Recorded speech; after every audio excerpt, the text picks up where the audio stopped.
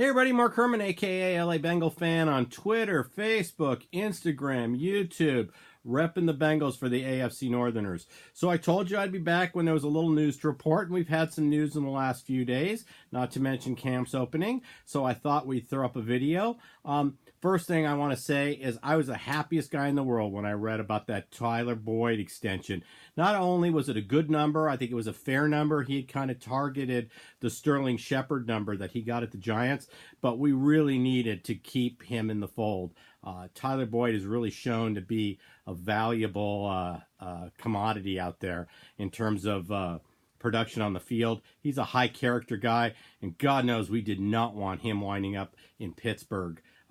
He played his ball at Pitt. He eclipsed all of Larry Fitzgerald's records at the University of Pittsburgh, and the last thing I wanted was to see him in a Steeler uniform. So great news with the Tyler Boyd extension. Today, Andre Smith was signed, and while I'm reading Twitter and I'm seeing a lot of people, relax, guys. It's just depth. We need big bodies back there. He's not an Alex Redmond. He's not Ogbuehi. I mean, this guy can come in as a backup and contribute. So I'm happy with that signing. This guy's not intended to be the starter. We need bodies back there. So we don't have Jonah, and even with Jonah, we still needed some more bodies back there. So the Andre Smith signing is good. Also, we added a long snapper today, so that's a good thing. So there's two more pieces for the offensive line. One of the things I brought up also was Mike Tomlin was extended this morning. 1 year added to his contract, so he's under contract for 2021. If you guys need a really good chuckle, I want you to go on to any of the Steeler pages, whether it be in Reddit, you can look on Twitter, go into different sites and look at the comment section. But Steeler Nation is not happy with this. It's very amusing to read some of the comments. Some of my favorite ones is that the Steelers have now put off attempting to get the 7th Super Bowl trophy until after the 2022 season. So a lot, or there was one today where the guy said that, oh great, now we're going to pay him for 2 years when we fire him this year. So that's kind of the sentiment you're hearing from Steeler Nation. So if you need a little amusement, go ahead and go to those message boards, and I guarantee you'll be able to put a smile on your face. Biggest competition in camp is to me is the backup quarterback position. It'll be really interesting to see who emerges as the backup, because Finley did not look good in the earlier OTAs. So we're going to see exactly what he does at practice. But I think that's kind of our biggest competition is the backup quarterback. So we'll keep an eye on that. There's some other positions that'll be interesting, but that's the one I'm kind of focusing on right away. Mason Foster, on other news, Mason Foster was released from Washington the other day, and he might be an interesting person at the right price to add linebacker depth. This is a guy who made 2 Pro Bowls in the last 3 years. He led Washington in tackles. This may have been a salary cap issue, but he's somebody I definitely would like to see. If we need the linebacker depth, somebody I would like to see us maybe make a play at. And you can also keep an eye on, as camps keep going and the preseason starts, teams are going to be cutting down on their rosters, and we can definitely pick up some depth positions there too. So we'll be looking at stuff like that. The last thing I want to talk about, and I never ask you for more than 5 or 6 minutes on these videos. The last thing I want to talk about is all these power rankings. I see a lot of people, whether it's on Facebook or Twitter, really being disgusted by what they're seeing in terms of our projected record or where we are in the power rankings, 28th, 29th. I think Peter King just dropped us to 30th. And I want to tell everybody, stop listening. Or listen, but don't take this stuff to heart. These power rankings don't mean anything. And I'm going to give you a couple examples of what I'm talking about.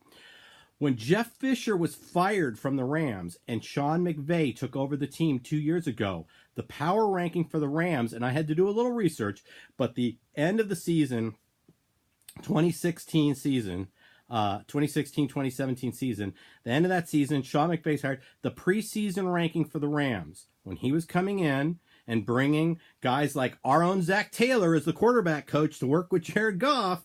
They were 28th. Okay, they made the playoffs that year. They made the Super Bowl last year, albeit they shouldn't have been in the Super Bowl. I know they should have only gone to the AFC Championship, but they were ranked 28th, okay?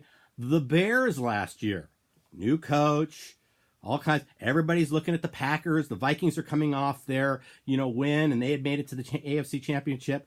The Bears were ranked 24th last year. So these rankings are wrong. I mean, radically wrong all the time. And the reason why I picked the two examples I just gave you is because that they don't take into account the impact of the new coach and the new scheme and the new atmosphere and all the change that's going on. They're like your Morningstar rating on stocks. When you're looking at a stock, it'll have a 5-star, a 4-star. That's all based on the past. It's looking in the rearview mirror. They have no way to project the future.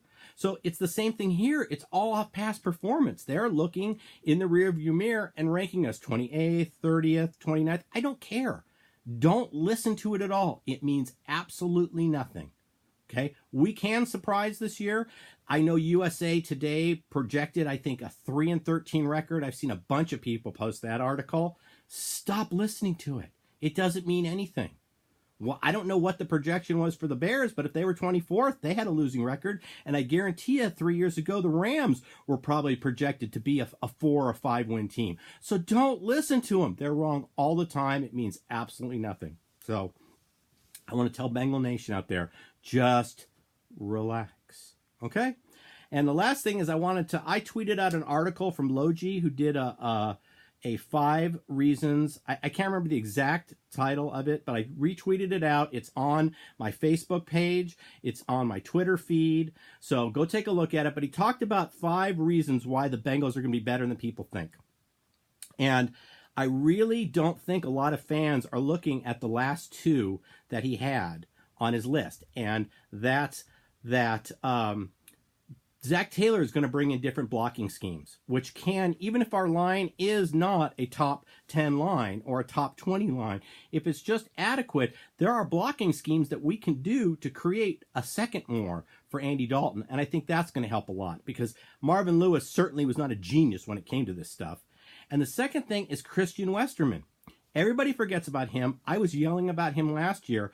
For some reason, he got into Marvin's doghouse, and he didn't get a lot of playing time. And he's going to get a shot here in this offense, and I really think he's going to step up and be a good guard. So with the bowling retirement and everything, I want everybody to kind of just take a chill pill and just relax because things are going to be better than people think. So go ahead and read that Logi article. Like I said, it's on my Twitter feed. It's on my Facebook page. Go take a look at LA Bengal Fan. Either on Twitter or on Facebook. You can find the article. Great read, great article. Shout out to him. That's why I posted it in all those places. It's also on the AFC Northerners page. I think I put it on that too. So with that said, I see I'm at the 8-minute mark, so I lied. I kept you long. I'm sorry, but I did want to get a video up today. So with that said, I did have one complaint that I wasn't doing my proper sign-off. And that's true. I can't say anything about Marvin Lewis anymore, but I still should be signing off saying what I need to say about Mike Brown. So until we get back to a Super Bowl, I'm going to say fuck Mike Brown. Bengal Nation, I'm looking forward to the upcoming season. And you guys can throw your comments in down there. And let's I'm ready for some football, okay? Hootie, everybody. Take care.